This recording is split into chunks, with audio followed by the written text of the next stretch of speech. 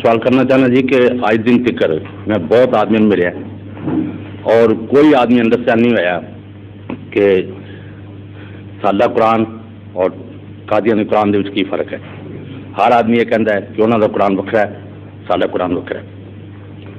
اور جماعت آج تک یہ پروف نہیں کر سکی غیر جماعت نو کہ سادہ قرآن جڑا وہی قرآن ہے جڑا کہ انہوں کا قرآن ہے.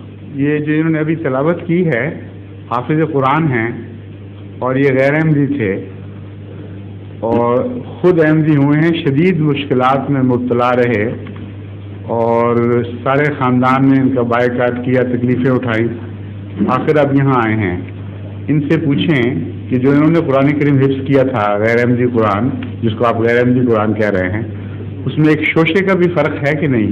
نہیں, میں تو سمجھتا ہوں کہ نہیں ہے. یہی تو میں پوچھنا چاہتا ہوں کہ باقی کیوں کہتے ہیں جی, وہ کیوں کہتے ہیں ایسی بات؟ ایسا جی وہ خود انڈرسٹینڈ نہیں ہے. ہاں, آپ کا قرآن میرا مطلب یہ ہے کہ جس نے یہ بات کہی ہے جس کو آپ غلط سمجھ رہے ہیں اس کی وضاحت ان سے کروانی چاہیے نا جو غلط بات کہہ رہے ہیں. میں تو نہیں کہہ رہا غلط. نہیں, آپ نہیں کہہ رہے. دیکھنے لیے یہ بات ہے کہ جماعت کیا کر رہی ہے. ہاں, میں کرتا ہوں.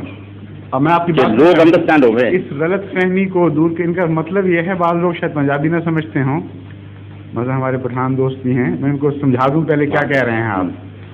ان کا مطلب یہ ہے کہ جماعت احمدیہ کے خلاف یہ بڑی شدت کے ساتھ پروپیگنڈا کیا جاتا ہے اور اکثر جو احمدی مسلمان نہیں ہیں وہ یقین بھی کرنے لگ گئے ہیں کہ جماعت احمدیہ کا قرآن کچھ اور ہے اور دوسرا قرآن جو رسول اللہ صلی اللہ علیہ وسلم کی طرف سے نازل ہو کے ہم تک پہنچا وہ اور ہے.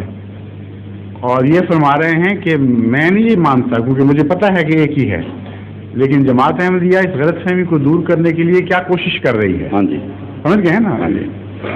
جماعت احمدیہ غلط فہمی کو دور کرنے کے لیے ایک ہی کوشش کر سکتی ہے کہ ذرائع ابلاغ کو استعمال کرے یا لٹریچر شائع کر کے یا پمفلیٹ شائع کر کے تقسیم کرے یا قرآن کریم شائع کر کے دو لوگوں تک پہنچائے تاکہ وہ دیکھ لیں خود کہ کیا فرق ہے.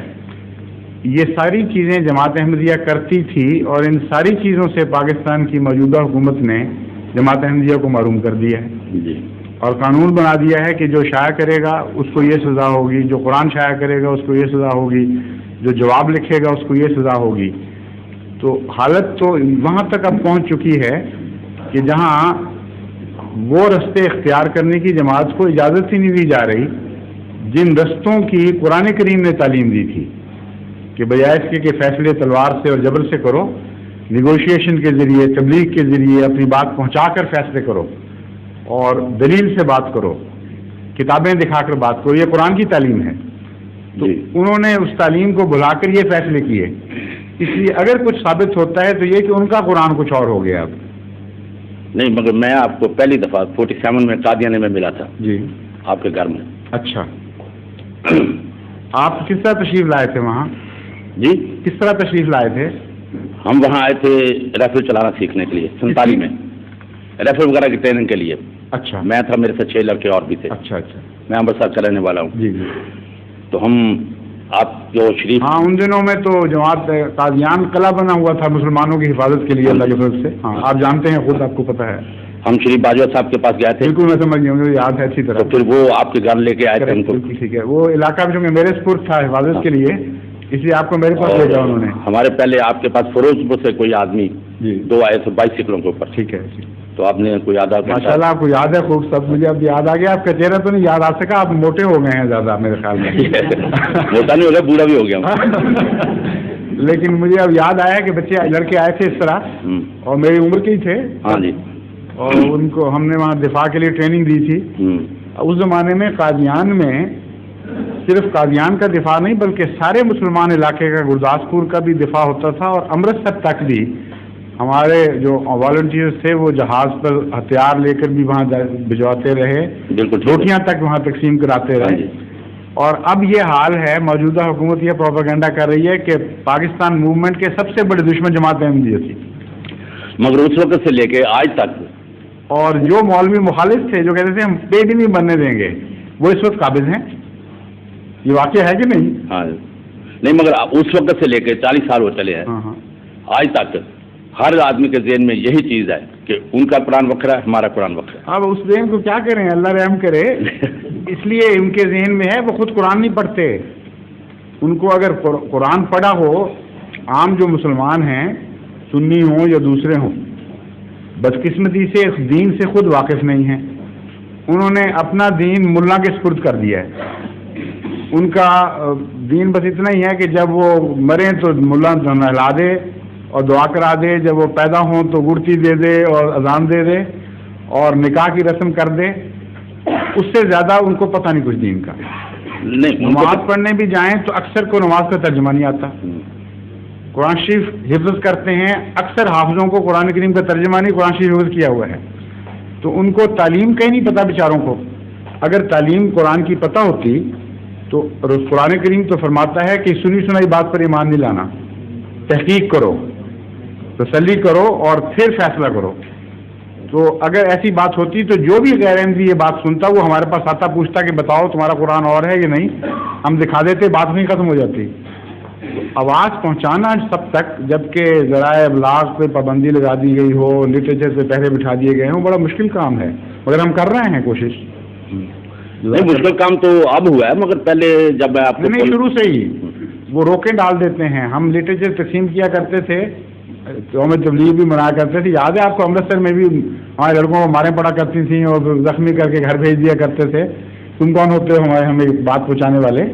تو جب دیواریں کھڑی کی جاتی ہیں تو اس طرح ہو جاتی ہیں۔ نہیں پاکستان میں آپ کے خلاف دیواریں کھڑی ہو سکتی ہیں مگر اسپین میں نہیں ہو سکتی۔ لندن میں بھی ہوئی ہیں، اسپین میں بھی ہوئی ہیں، آپ کو پتہ ہے؟ اسی لیے دیواریں کھڑی ہوتی ہیں کہ جہاں آدمی کمزور ہوتا ہے وہاں دیوار کمزور جو ہوتی ہے وہ سخت ہو جاتی ہے۔ نہیں میری گزارش سنیں، آپ کی یہ بات کہ اسپین میں نہیں، وہ آپ نے شاید اسپین اس لیے کہا کہ آپ کو پتا ہے کہ بیڈ فورڈ میں ہوئی ہیں اور فلاں جگہ ہوئی ہیں، آپ اسپین پہنچ گئے۔ نہیں اسپین بھی میں گیا۔ اسپین میں یہ حال ہے کہ وہاں ایک پاکستانی سوسائٹی ہے، ایک علاقے میں وہاں لوگ بستے ہیں، ان کو جب لٹریچر بھیجا جماعت نے کہ اس قسم کا ظلم ہو رہا ہے اور یک طرفہ باتوں پہ آپ ایمان لا رہے ہیں، تو اس کا رد عمل یہ ہوا کہ چند دن کے بعد ہماری مسجد کو بم پھینک کر جلانے کی کوشش کی گئی، اس کا دروازہ جلا، اس کے بندوں کو نقصان پہنچا، اللہ کے فضل ہوا بچ گئے۔ اور اتنا گندا لٹریچر پھر تقسیم ہوا پاکستان ایمبیسی کی طرف سے اور بعض مولویوں کی طرف سے کہ آپ حیران ہو جائیں وہ لٹریچر پڑھ کے۔ ہم نے کبھی ہمارے وہم و گمان بھی نہیں تھا کہ یہ احمدیت ہوتی ہے۔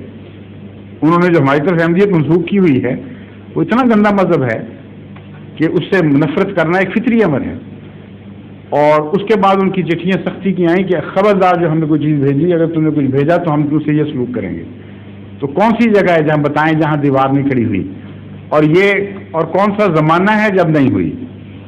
یعنی جب سے حضرت آدم علیہ السلام تشریف لائے، مجھے کسی ایک نبی کا نام لیں، خواہ وہ شریعت لایا یا غیر شریعت والا ہو، اس کے ساتھ یہ سلوک نہ ہوا ہو۔ آپ کے علم میں ہے؟ ہاں بالکل۔ کون سا سلوک تو سب کے ساتھ ہی ہوا ہے۔ بالکل ٹھیک ہے، جزاک اللہ۔ اچھا، تو اس لیے جب ہم نے کہتے ہیں جب اوکھلی میں سر دیا تو موسلوں سے کیا ڈرنا؟ میں نے آپ کو تو جان کے اب سر دے بیٹھے ہیں، اب تو نہیں پیچھے ہٹنے والے۔ میں نے یہاں پر 1 2 یا 3 لیٹر لکھے ہیں اور اس میں اسپین کے لیے وضاحت کی ہوئی تھی کہ اگر آپ مجھے بلائیں، مجھے کوئی پیسہ نہیں چاہیے، میں خرچ اپنا کروں گا، میں احمدی نہیں ہوں۔ مگر مجھے تو نہیں کوئی خط ملا آپ کا ایسا؟ 2-3 خط ملے، اور مجھے یہ بھی اطلاع ملا تھا میرا؟ نہیں، تو پھر مجھے یہ اطلاع ملی تھی بریڈ فورڈ سے کہ آپ کا خط مل گیا، آپ کو جواب آئے گا، مگر نہیں آیا۔ میں نے اس میں آفر کی تھی کہ اگر آپ مجھے بلائیں اور میرے ساتھ ڈسکس کریں تو اس میں ایسا پلان بن سکتا ہے کہ جس میں 1,00,000-1.5 لاکھ آدمی احمدی وہاں آباد ہو سکتا ہے اور اچھے کاروبار ہو سکتے ہیں، کیونکہ اسپین بہت بڑی کنٹری ہے، اس میں آدمی اس میں دلچسپی نہیں ہے امیگریشن کروانے میں۔ نہیں، امیگریشن ٹوٹنے کا سوال ہی نہیں ہے نا جی۔ نہیں، میں بولا اس کو چھوڑ دیں، اور دوستوں نے اور باتیں پوچھنی ہوں، چلو ٹھیک بعد ہے، میں بات کریں، پھر ملیں گے۔ اچھا جی، السلام علیکم۔